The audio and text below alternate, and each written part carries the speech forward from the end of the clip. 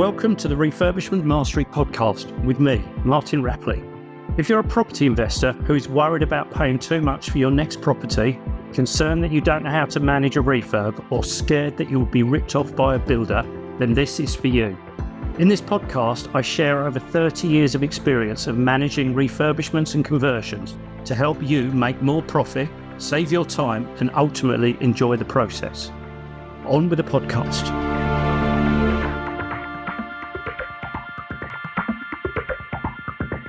Building surveys, the reports that we generally get carried out before we buy a property. And I'm sure you've seen these building surveys over your time. And I have to say they're one of the topics that members of my community regularly contact me about because they're really concerned about the contents of those surveys. So that's what I'm going to speak about in this particular podcast. Some of those surveys, you've probably seen them, are over 50 pages long and they look really, really scary. And some people say to me, Martin, I'm not sure I should be buying this property because the survey is just full of problems and I'm going to have to spend way more money on the refurbishment than I ever expected to do. So here's my advice for understanding those surveys and working out what you do have to do, and importantly, what you don't have to do. So the surveys will be put together by RICS building surveyors, Royal Institute of Chartered Surveyors. So they may have been appointed directly by you, or they may have been appointed by your lender. The big advantage if they're employed directly by you and paid for by you is that you will ultimately get the full details and you'll see the full report. Sometimes lenders won't share those reports. Often they will, but sometimes they won't. So make sure that you are appointed them. Some lenders will include them as part of the package, so you may not necessarily pay for them, but they are your survey to refer back to. And the thing about the RICS, as with all of these bodies, is they have guidelines that set out how the survey should be conducted so that we all know that if we go to an RICS surveyor, it doesn't really matter who they are, where they are in the country, they're going to, by and large, be following the same protocol as far as carrying a survey out. And of course, as with all of these things, no one is going to report anything without clarity, but also without clarifying if they cannot give clarity for some reason or another. So you're going to find elements within the survey that perhaps are not as detailed as you would want, but there will be a reason why they haven't been able to give the detail that perhaps you were expecting. For instance, they couldn't lift the floorboards because there was already someone living in the property. We can't be pulling up carpets and lifting the floorboards for a survey like that. So the RICS set out these kinds of conditions, and the surveyors will flag them up if they can't get full transparency, as it were. But they will ultimately aim to consider absolutely every part of the building. And a lot of them will use a pro forma template so that ultimately they don't forget anything. When they go to the property, they don't forget to look for something. And what you will find in some of these reports is that there are elements which are marked as not applicable. So this is where they've left the template as the master, but that particular element isn't relevant for this particular building. So things that, for instance, there may well be an element for discussing staircases, and if your property is a bungalow, for instance, it will just say not applicable. So you will find that some of these 50 plus pages have got elements of not applicable in them. So there's immediately some additional weight, for instance, that isn't isn't anything we need to worry about. So the fact there's 50 pages, we could find that the equivalent of 4 or 5 of them are actually just headings that are not applicable for our particular type of property. Other surveyors will take all of those elements out, but at least by leaving them in, you know that everything has been covered. There's a bit more confidence in many ways that everything is covered because it hasn't accidentally been deleted. Now, the other thing to know about these surveys is the RICS have set out a protocol for the reports that are produced. And that is that every element of the report in their template of all of their standard things they have to look at, every element needs to be flagged up using what we would consider to be a traffic light system. So every element has either a red, an amber, or a green notation. Sometimes it will say red, amber, or green. Frequently, they use the colours as well. That's obviously, much easier to follow. So we've now got 3 tiers of things that we need to consider. And the first thing for you to know is that pretty much you can ignore anything that is green because green is good. Green is perceived. Green is, we don't need to worry about it. So there's going to be huge. I would consider, I would expect in most cases large amounts of the property that are going to be marked with green elements. So you don't need to worry about those. In fact, you don't even need to read those parts in any detail. Maybe just get the headlines. Oh, the roof is green. That's really good. The windows are green. That's really good. So just take a note of that. And of course, they're going to be different things on different projects. So ignore green and move straight on to amber. Now, amber is as we can guess the next stage up. We haven't got to red. Red are more concerning, and I'll talk about those shortly, of course. But the next stage is amber. Now, have a look at the amber things. What you'll find is some of those elements you were already well aware needed to be addressed and were potentially already in your budget for the works. For instance, some windows that are okay, they're there, they do the job, but they're getting a bit old-fashioned. They haven't got particularly good insulation properties. They're 2 panes of glass, but they're quite close together, so the gap between means that they're letting a lot more cold air in. Now, the surveyor's not saying they are at the end of their life. They're not falling out. They're not ineffective, but they're just not particularly good. And you may well have already seen these and thought, yeah, I know I'm going to replace all of the windows. So you will find amber elements in there of things that you were well aware needed sorting out. And as part of a larger refurbishment scheme, these are relatively straightforward things to consider and easy to add into your schedule of works.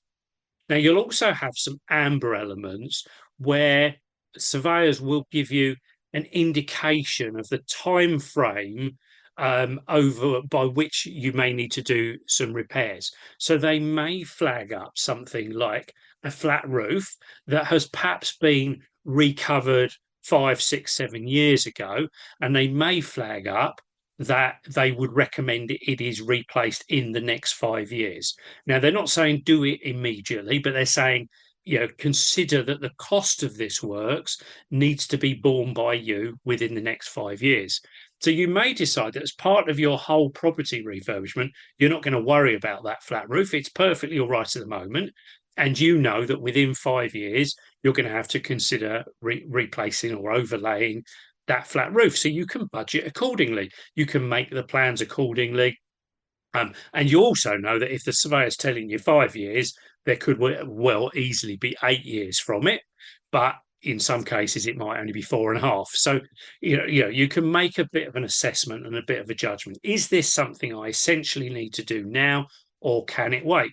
Now, replacing windows is harder to do when we've got tenants in a building. It's not impossible. We see properties in streets all of the time where windows are being replaced, but it's not just replacing the windows, because now some of the plaster's got damaged, so we've got to repair that. Now that needs decorating. So there's often some knock-on effects. So if we're refurbishing a property, I would be looking at the amber things and saying, what do I need to do now? What is more convenient to do now as part of a full refurbishment, as opposed to what are the things that I can pick up later on?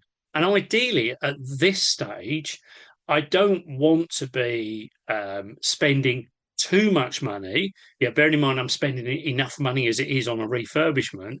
I don't necessarily want to be spending another £3,000 replacing a flat roof when there's another 5 years of life in that.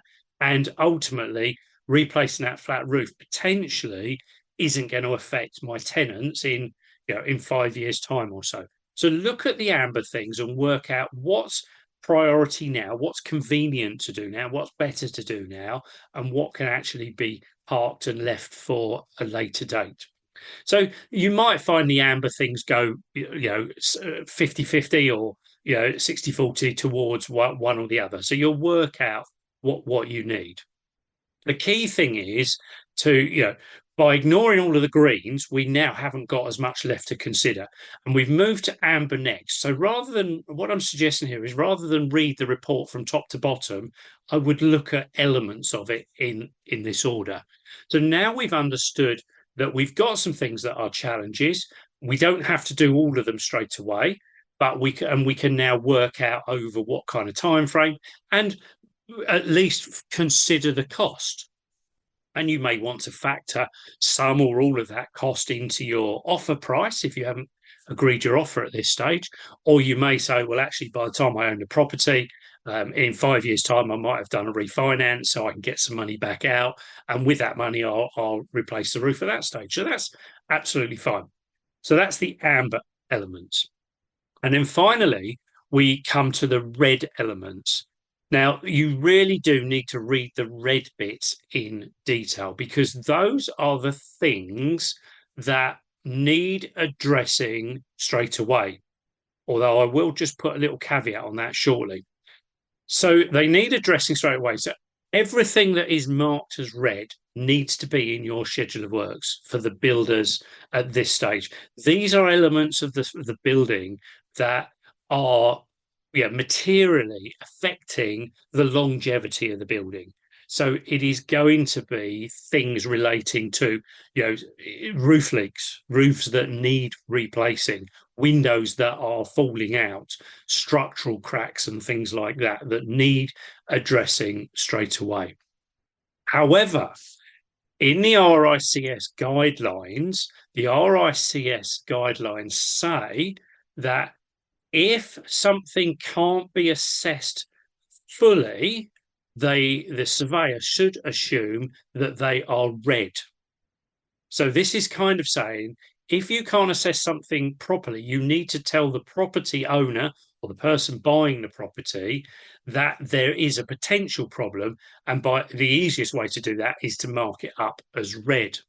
So, for instance, you will find in these reports every single time that because the surveyor has not seen a gas safety certificate when they go and do their inspection, because there's no requirement, no reason for them to be shown a gas safety certificate, they will say gas appliances not tested, and flag it up as red. So you will find red items that actually are not serious issues, because you may already have that certificate. Your solicitor will get that certificate for you. You can ask your solicitor to get it for you, and if there isn't one in existence, you can ask the solicitor to get one done prior to sale if you really want to. Same with electrics and a number of other little things relating to services and things like that, where they cannot get certificates. So they're flagging them up in red. you can now make the decision. Actually, I want these certificates. I need these certificates, particularly if you're taking over, let's say, a property with tenants. So go back to your solicitor and say, can you make sure that you obtain these certificates from the from the seller of the property? And then it's all tied up through the legal route.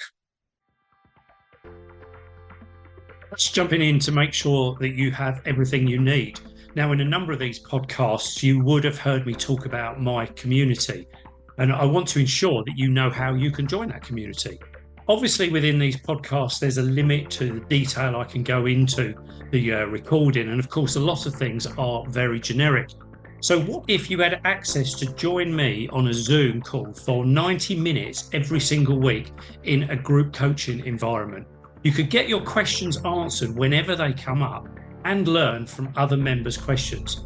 Plus, you also get 10 hours of training videos, an HMO refurbishment case study, some sample documents and checklists that will help you run your projects far more effectively. Membership of my community is just £89 a month. You get the first month free, and you can also cancel anytime after that. Plus, as a listener of this podcast, there's a promo code to help you save £20 every single month that you remain a member. So just make a note of VIP discount 20, VIP discount 20, all in capital letters, and put that into the checkout.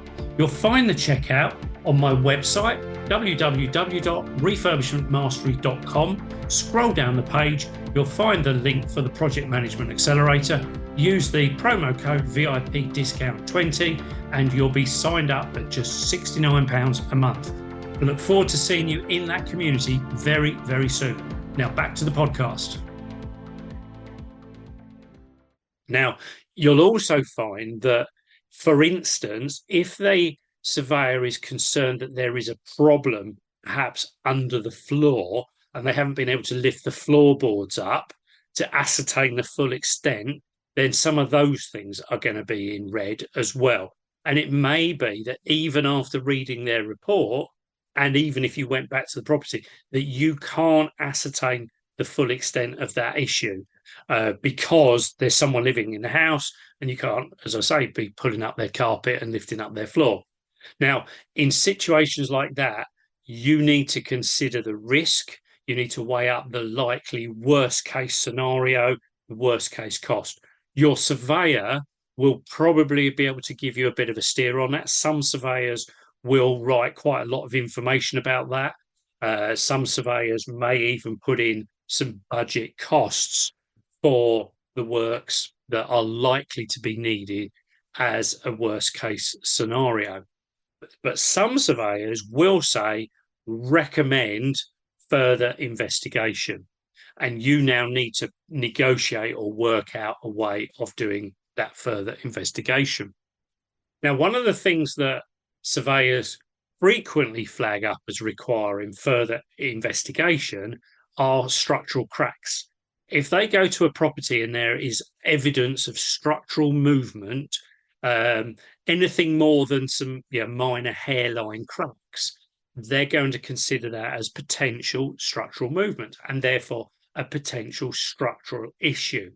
Now, RICS building surveyors are not generally qualified as structural engineers. There will be some that are multi-disciplined, but generally, and certainly the ones that are predominantly working for the lenders, are not going to be structural engineers. So they will say evidence of cracking in the back corner of the kitchen, recommend engaging a structural engineer before proceeding. They might even say prior to lending approval or whatever. So there could be some significant things here.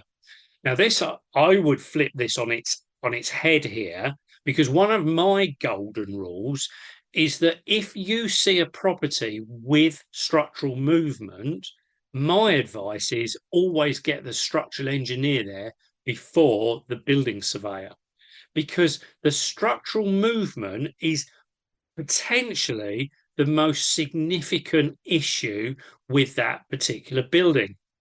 Um, and you might even get to a point where the cost of remedying the structural movement is so significantly high that you don't want to proceed with the property. It's so complicated you don't want to proceed with the property, or in extremes, the building actually can't be saved and it needs pulling down.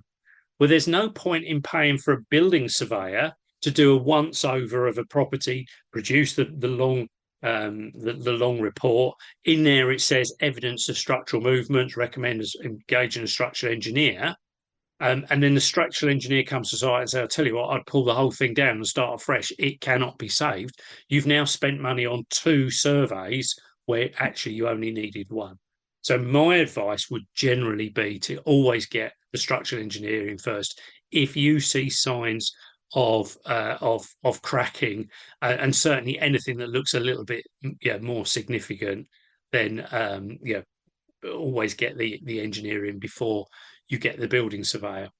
Now, the other thing that building surveyors are going to flag up and often ask for further reports on is going to be damp. If you're buying an older property, there's a chance of rising damp if it hasn't been refurbished before. So you will frequently be asked to get a damp report. That I wouldn't bother doing that before the building surveyor's report, uh, and because it's not normally a deal breaker, it's just something you need to consider. Most damp in smaller properties, a lot of rising damp problems can be solved for, well, a few £1,000s plus some plastering. Well, you may already have been doing the plastering as part of a refurbishment anyway, so it's not big deal breaking type money. Where structural works can be a little bit can be a deal breaker. So the red items, excluding those elements where there's no certificates and things like that, all of the works that are marked as red need to be in your schedule of works as part of the refurbishment that you're doing. Um, because these are elements of the building that need repair. So we're not talking about maintenance here. We're talking about repair. So you need to the key. So the thing with this surveyor's report is that you've now got a start of your schedule of works. There's going to be more things for your schedule of works, relating to new bathrooms and kitchens and fitting out and things like that. But at least you've now got clarity as to what you need to do to get the fabric of the property back to a good standard. And of course, subject to the contents of this report, it may reflect back in any finance that you can get, and in some cases may mean that the property isn't financeable on a normal, shall we say, buy to let type mortgage. You may need to consider something like bridging. Now, don't let that put you off, because of course now you've got a report that says the property cannot be financed on traditional finance. Effectively, as far as estate agents and vendors are concerned, this is a cash buyers only situation. And now you've got opportunity to negotiate the price down. So because you've got this good comprehensive report, you can use that to negotiate the price down if it flags up a whole can of worms. You may have switched this back in the other into a different sequence, and you may have engaged a building surveyor prior to making your offer for the property, so that you've now got clarity on what needs doing and can put your budget together accordingly. And this was why I said at the start of this episode that the relationship you have with those people may be different depending on how you come to be engaged in them and where things are in sequence. So really, these are really valuable documents. Don't be put off by the fact that they are really long. They are based on a standard process. They're based on pro formas. There's lots of information in there that, first of all, you already know. There's also lots of information in there that potentially you don't need to worry about. i.e. anything that's highlighted in green. What you really need to focus on are ambers and reds. So if you use the colours and go through in that order, rather than reading it from top to bottom and getting completely overwhelmed by the end of the third page, just focus on those colours, and then you'll know what to put into your schedule of works, what to ask for your solicitor for additional information. If you do need to bring in another specialist or consultant, you can see exactly what that is. And what you'll find, and normally these reports will have some kind of summary. Frequently, they put the summary at the start, and they will normally summarize the red and amber. And this again is this negative connotation that, well, if I'm I'm only on the first page and I've got all of these problems and there's another 50 pages to go, don't worry about that, because they've summarized the 8 elements that you really need to consider, and they've flagged up those reds and ambers that you just need to have on your radar. So nowhere near as scary as they sound. Along with so many things that I get involved with, I actually really enjoy reading these, and I also enjoy helping property investors unpick them and understand exactly what they're saying. They're written in fairly plain English. They're not. There will be some technical terms in there. A lot of them, some of them, you'll find 3 pages at the back are actually a glossary anyway, explaining some of the terminology in there. So if you've got anything that you need help with, then do just get in touch with me. Go to my website, refurbishmentmastery.com. There's a button at the top. You can click on that button to book a call with me. We can have a 20-minute call, and I'll help you out and help you understand the contents of your surveyor's reports. And that's a free call, by the way. If we need to go into more depth, we'll talk about that on the call. But I'd much rather you have a call with me, get some understanding, know what you need to do, and know your next steps. So building surveys, don't be put off by them. They are really, really valuable tools. Remember the 3 colours, ignore the greens, focus on the ambers, always focus on the reds, and you'll find you've got a manageable list of things to look at rather than something that perhaps is overwhelmed. I look forward to catching up with you on another episode very, very soon. Thanks for listening to this podcast. Please do like, share, and leave a comment where you can. If you need any guidance or advice with anything to do with your refurbishments or conversions, then don't hesitate to reach out. You can book a free call with me by clicking on the link at the top of my website, refurbishmentmastery.com. There's other ways you can contact me in the show notes as well. I look forward to speaking to you again soon.